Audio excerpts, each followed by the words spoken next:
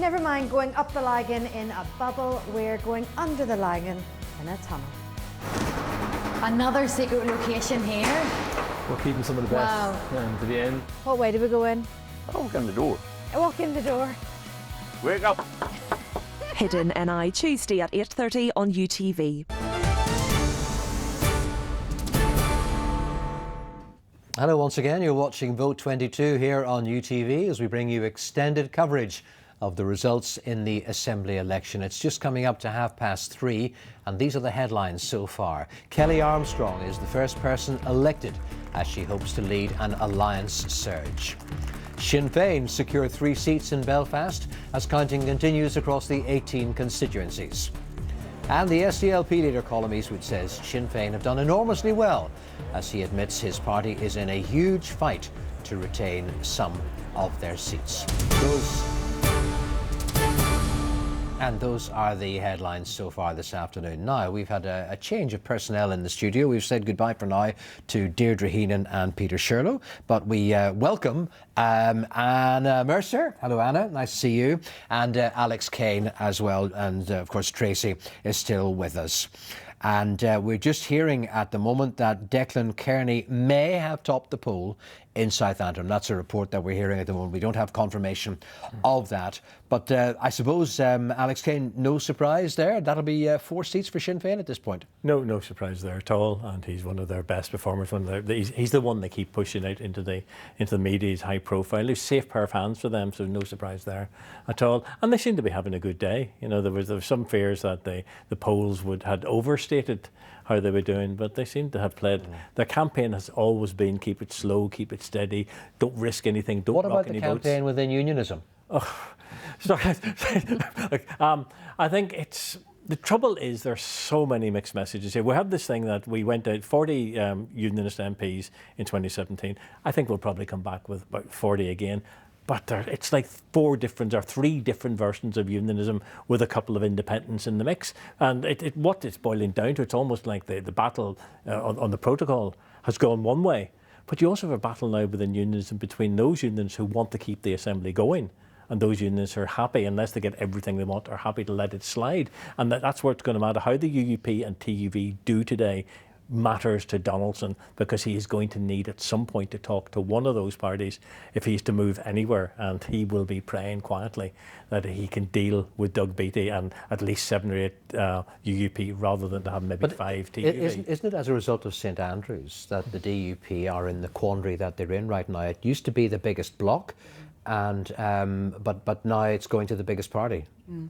Well, yes, and that's politics for you. I mean, I think it shows why we need to really reconsider our institutions as well, and if we have kind of outgrown the structures that are there for our Assembly to take shape. I think some of the challenges have been clear. We have short Assembly terms of 5 years. Those have been shortened to 2 or 3 with in out of the parties over the past few years. So I think now whenever we all kind of take a couple of days away from this, what we really need to see is reflection as to how we can accommodate this new dispensation and how we can ensure that politics can continue to go on without crashing and burning every couple of years. It's a good day for women on the polling today. Naomi Long has been re-elected. Joanne Bunting has been re-elected. We had, of course, the Kelly Armstrong, Michelle O'Neill, and also Carly Cullen. Yes, absolutely. A good day for women. I don't think there's any surprise. Both those ladies would be in East Belfast. We weren't expecting much of a change, but these are all women that have already come out and shown that they can do the job. Just to go back to your point there about where Jeffrey Donaldson is after all this, the fact is that the TUV vote is up. They are going to take more seats now. He faces a very big argument now about the Northern Ireland Protocol, and he is Jim Allister breathing down his neck. His room for manoeuvre has been very radically curtailed as a result of this election. So what does happen next in that sense? I mean, what happens tomorrow? Well, hopefully we have all the results. Let's hope we're not sitting in an account. I think what you'll see is certainly jubilation from the parties that have done well, Sinn Féin, Alliance, TUV. I think the DUP will go away and think about this. Here's the reality of it though. They have already said that they're not going into government until the Northern Ireland Protocol is sorted out. It would appear that the UK government is not minded to change the legislation in the way they said that they were prepared to in the Queen's speech. So that means that everything really is in limbo until we get the protocol sorted out. Let's hear from Michelle O'Neill, who's just been re-elected in Mid-Ulster. Here she is. Quickly, what does this moment mean to you here now? Well, obviously I'm feeling very positive. I'm very grateful to the people of Mid-Ulster who have elected. I'm about to be declared myself. I will be closely followed by Emma Sheeran and Linda Dillon. We're very grateful for the people of Mid-Ulster for giving us their support. There's a lot of votes still to be counted, so let's just see what happens on the other side of that. Do you feel this is the first step for you towards becoming First Minister? Well, I've said the whole way through this election, this is about the future. It can be an historic election. Votes will have to be counted in order to establish that. But I also said the whole way through this campaign that I will turn up on day one, that I lead our team into Stormont, that I will work in partnership with others to try to deal with the issues that are important to people, the cost of living crisis, trying to put money into their pockets, fixing our health service. That's what today is about. That's what we're going to turn up to do on Monday morning, and I will work with others to do that. So a border poll will have to wait? Well, you know, they're not going to start and talk about a border poll because that would be a trap that's been set for them by the DUP. Just to cut across you there, Declan Kearney has topped the poll in Southampton. That is confirmed. And those are live pictures there of him addressing the media. Can we hear what he's saying? Sinn Féin went into this election campaign with a very positive, progressive message about the need for change. This is and has been the most historic election of a generation. And Sinn Féin put before the electorate of the North and here in South Antrim a vision of change, of building power sharing, of ensuring that our people were properly Latest from served Declan by Kearney, who's public just been services. returned as Sinn Féin MLA for South Antrim. Tracy. In terms of South Antrim, what I had been told would be no surprise that Declan Kearney topped the poll. He's done it before, expected to do it again. John Blair, because Alliance decided they would only run one candidate, he's on a safe seat. Pam Cameron looks safe. Steve Aiken as well. It looks like that last seat will come down to a fight between the second DUP, Trevor Clark, and the TUV's Mel Lucas. Not a good day for the SDLP, Anna. It doesn't look like it is, though I would always caveat that with we've been at a lot of elections before where the start of the day has not looked good for the SDLP and some candidates have kind of limped over the line by the end of the day on those 5th or previously 6th seats. But I think it'll be really disappointing for Colm and for the team. In some ways they didn't put a foot wrong, but they didn't really find their space. I think the Sinn Féin... Why was that? I think Sinn Féin ran a very positive campaign, and I think, you know, there's definitely merit in talking about Michelle O'Neill and how she has developed over the years, you know, emerging from a leader that, you know, whenever she was first appointed, there wasn't a massive, you know, kind of ring of optimism to that. But in the past few years, she has really found her stride. I mean, her cheeks must hurt from smiling on her social media. I saw Tracy in the gym with her the other week. You know, not to be forgotten. she's really kind of found her rhythm, and she's been projecting a really positive image. She hasn't had to talk about a border poll because the DUP have done that, and therefore where does the SDLP go? They're also being squeezed from the other side by the likes of Aon too. I know that they've been hearing on the doors, you know, that's one of the challenges they've had, and unlike Sinn Féin, who've been quite clinical in saying, right, here's our policy on abortion, the SDLP have kind of, you know, haven't committed to it. They've said, well, MLAs can vote on their conscience. That's great if you're an MLA, but if you're a voter, that gives you no clarity on the position.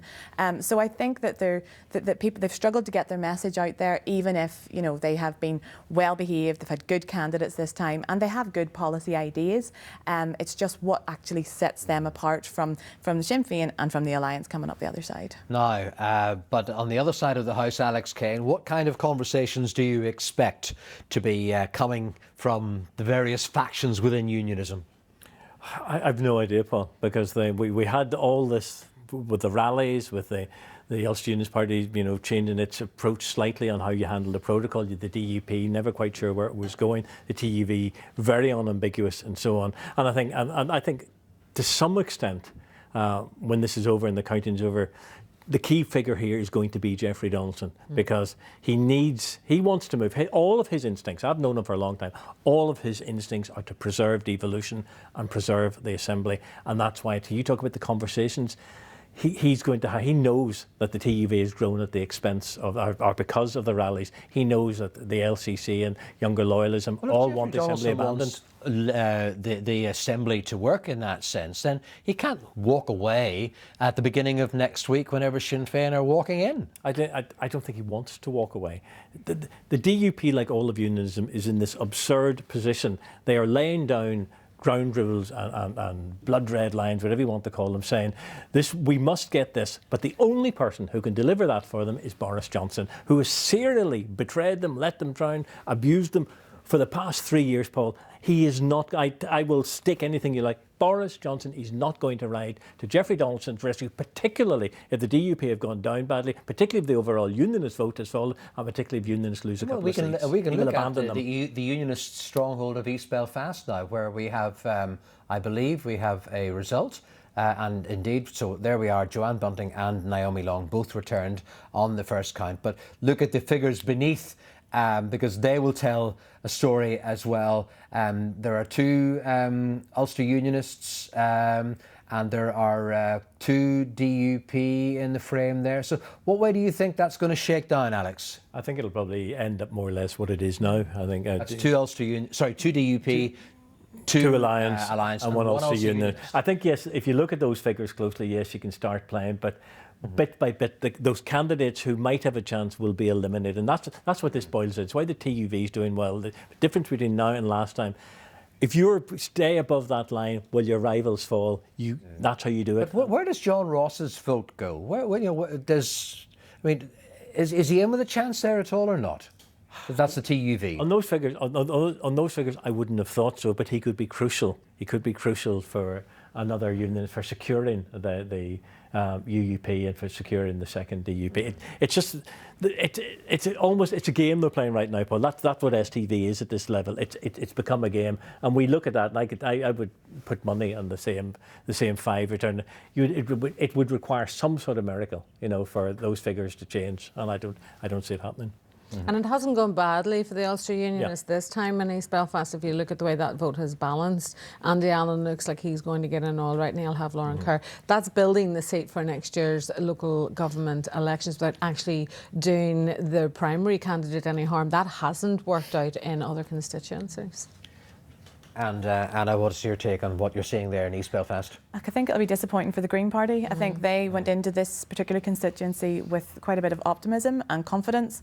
And unfortunately, the story for the Greens across the board appears to be one whereby they're getting pipped. We said about SDLP and the UUP being squeezed.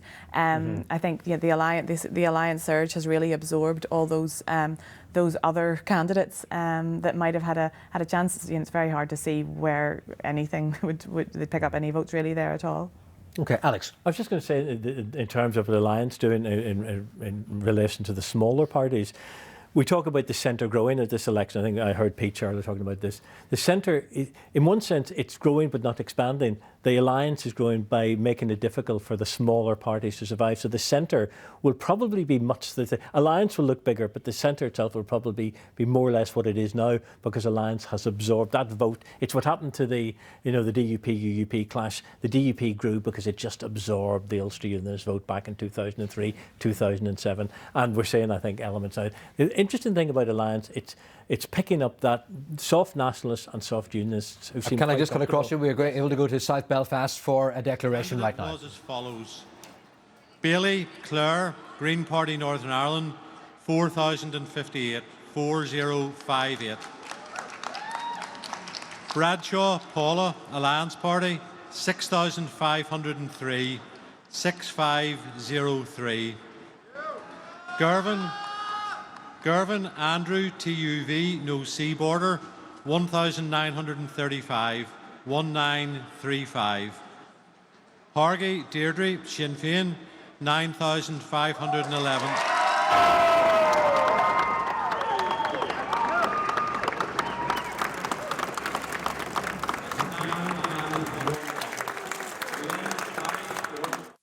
$139, 139.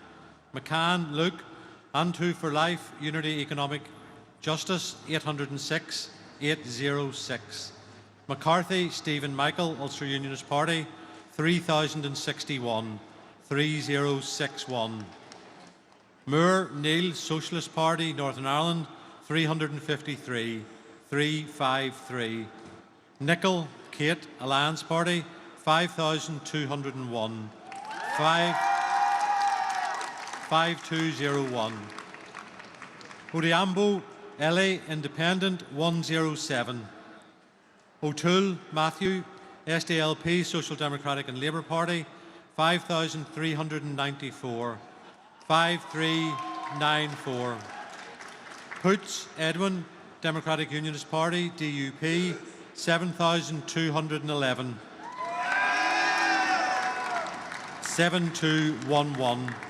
Sabanda Sifo, People Before Profit Alliance, 629, 629. Trainer Elsie, SDLP, Social Democratic and Labour Party, 2,030, 2030. The following candidate has reached the quota and is deemed elected. Hargreave Deirdre.